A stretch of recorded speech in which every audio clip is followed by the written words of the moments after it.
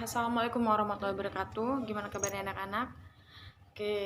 Alhamdulillah kalau semuanya sehat. Dan untuk melanjutkan materi minggu lalu, baiknya awal ini kita awali dengan basmalah. Sebelum ibu masuk materi, ibu ingin absen dulu. Siapa yang tidak hadir hari ini? Bagus. Kenapa bagus? Sakit. Sudah berapa hari dia sakit? Kalau sudah 3 hari dijenguk ya teman-temannya. Baiklah, kita melanjutkan materi tentang kemarin, masih tentang macam-macam sifat terpuji. Dan kita masuk materi yang pertama, yaitu pertama kita akan membahas tentang pengertian tawakal. Nah, di sini bisa dilihat di PowerPoint yang sudah ibu buat. Di situ sudah ada pengertiannya, yang mana tawakal adalah membebaskan diri dari segala sifat ketergantungan kepada selain Allah Subhanahu wa Ta'ala. Jadi apa maksudnya? Kita sebagai umat muslim, seorang muslim, kita harus menggantungkan segala sesuatunya, baik itu dalam kehidupan kita, keperluan kita, musibah kita, harapan kita, apapun bentuknya, itu hanya kepada Allah Subhanahu wa Ta'ala, sang pencipta makhluknya. Dan kata lain dari tawakal itu adalah buah keimanan. Maksud dari kata-kata ini adalah setiap orang, setiap muslim harus mempercayai dengan sepenuh hati bahwa segala sesuatunya itu adalah hanya datang dari Allah Subhanahu wa Ta'ala. Setiap orang yang beriman bahwa semua urusan kehidupan dan semua manfaat dan mudarat ada di tangan Allah Subhanahu wa Ta'ala, dan akan menyerahkan segala sesuatunya kepada Allah Subhanahu wa Ta'ala, dan ridho dengan segala kehendaknya. Dia tidak takut menghadapi masa depan, tidak takut menghadapi ujian, tidak takut menghadapi cobaan-cobaan lainnya, dan akan menggantungkan segala harapannya, segala keluh kesahnya hanya kepada sang pencipta, yaitu Allah Subhanahu wa Ta'ala. Itu adalah pengertian dari tawakal. Oke, ibu ulas kembali. Ambil dari kata simpelnya, tawakal itu adalah berserah diri kepada Allah Subhanahu wa Ta'ala. Tetapi, di sini kita akan bahas tawakal dan ikhtiar. Baik, bisa dilihat dalam PowerPoint yang sudah ibu lihat, itu ibu membahas tentang hubungan tawakal dan ikhtiar, yang mana tidak akan dikatakan tawakal seseorang kepada sang pencipta apabila hanya menggantungkan harapan atau hanya bermalas-malasan tanpa ikhtiar. Nah, di sini ada yang tahu apa itu ikhtiar? Oke, benar. Ikhtiar itu adalah suatu tindakan atau suatu usaha seseorang dalam memperbaiki kehidupannya. Contoh kita ambil, ada seseorang yang terkena musibah dan dia bertawakal kepada Allah Subhanahu wa Ta'ala, dan dengan kata lain harus disertai dengan ikhtiar. Apa ikhtiarnya? Yaitu tetap mencari jalan keluar dari cobaannya, tetap mencari solusinya, tetap ada usaha yang dilakukan, tidak hanya semata-mata pasrah dengan keadaan. Oke, sampai situ paham ya tawakal dan ikhtiar? Benar. Salah satu hikmah tawakal itu adalah mendekatkan seorang hamba kepada sang penciptanya. Nah, di sini ada ibu bahas dalam PowerPoint ibu, hikmah tawakal yaitu adalah sangat bermanfaat sekali untuk mendapatkan ketenangan batin. Nah, itu poin pentingnya nih, murid-murid ibu sekalian. Kenapa ibu ambil ini poin penting? Karena dari hikmah tawakal yang sesungguhnya itu adalah ketenangan batin. Kenapa?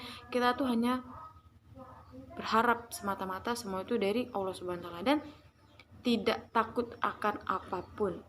Contoh, seseorang yang sedang kesusahan, ditimpa kesusahan, dia tidak takut miskin. Kenapa? Dia bertawakal, berikhtiar hanya kepada Robnya, Allah Subhanahu wa Ta'ala. Dan dalam kata lain, kenapa kita dikatakan mencapai titik ketenangan batin itu nggak ada tekanan? Kenapa? Kan ada nih orang yang walaupun kaya, bergelimang harta, tapi gelisah. Kenapa? Takut hartanya dicuri, takut hartanya habis, dan sebagainya. Dan ini, jika seseorang sudah mencapai titik tawakal, maka dia benar-benar merasa tenang batinnya, nyaman. Kenapa? Semua itu sudah ditanggung. Nah, jadi tetapi mereka tidak lupa, walaupun sudah ada yang menanggungnya, sudah ditetapkan takdirnya, mereka tetap penuh dengan ikhtiar, yaitu usaha. Baiklah, sekarang kita masuk materi tentang perilaku terpuji lainnya, yaitu syukur. Nah, di sini ibu sudah tuliskan beberapa pendapat tentang syukur. Syukur ialah memuji si pemberi nikmat atas nikmat yang diberikan kepada hambanya. Dengan kata lain, bersyukur itu ada 3 tahapan atau 3 perilaku atau 3 dimensi. Nah, banyak banget Bu maknanya. Nah, ya memang begitu. Syukur dikatakan apabila seseorang telah memenuhi 3 dimensi ini. Apa yang pertama? Melalui hati, yang kedua melalui lisan, dan yang ketiga melalui tindakan. Oke, nah sekarang setelah masuk pengertian syukur, Ibu anggap kalian paham semua. Kita memasuki tentang 3 dimensi syukur, kan? Ada 3 tahapan dimensi dalam syukur. Yang pertama hati, yang kedua lisan, yang ketiga perbuatan. Oke, yang pertama kita membahas tentang hati.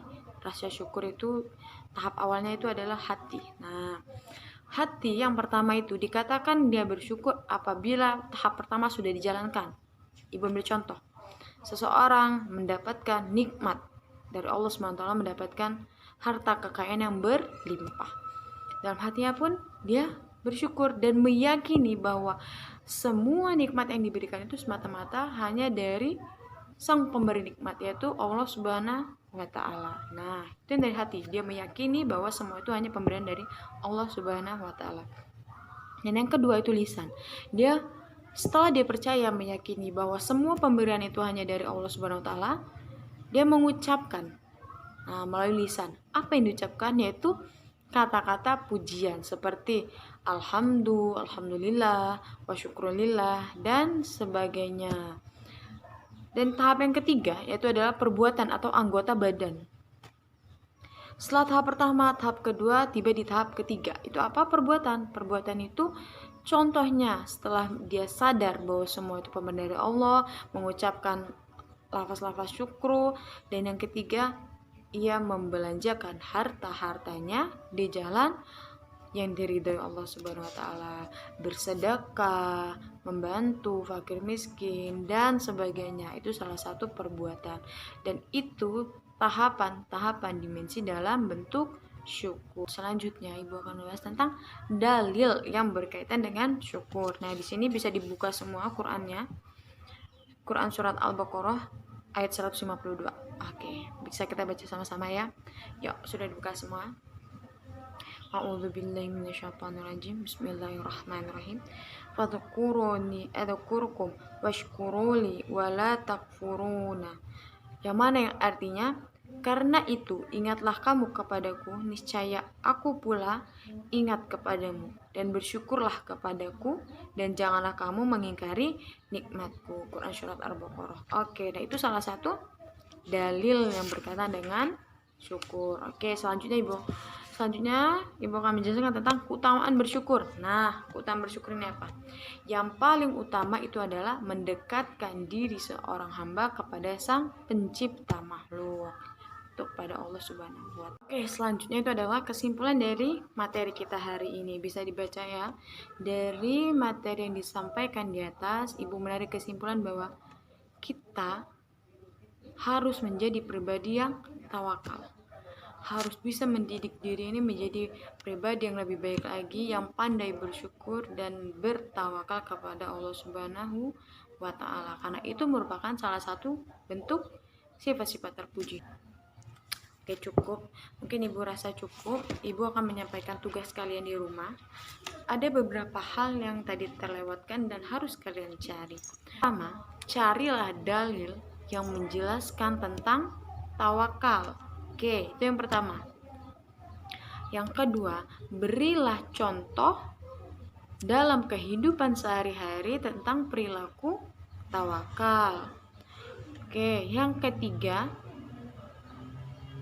buatlah. Oke, ingat ya, ini cluenya buatlah. Buatlah short movie atau film pendek tentang salah satu perilaku yang menggambarkan tentang perilaku terpuji yang telah kita jelaskan tadi, antara syukur dan tawakal. Oke, jelas semua ya? Oke, alhamdulillah pelajaran kita hari ini selesai. Kurang lebihnya Ibu mohon maaf. Apabila ada kesalahan, mohon dimaafkan.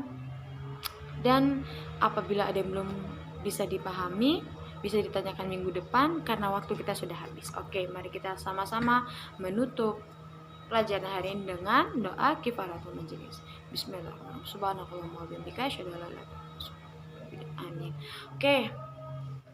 Ibu akhiri. Assalamualaikum warahmatullahi wabarakatuh.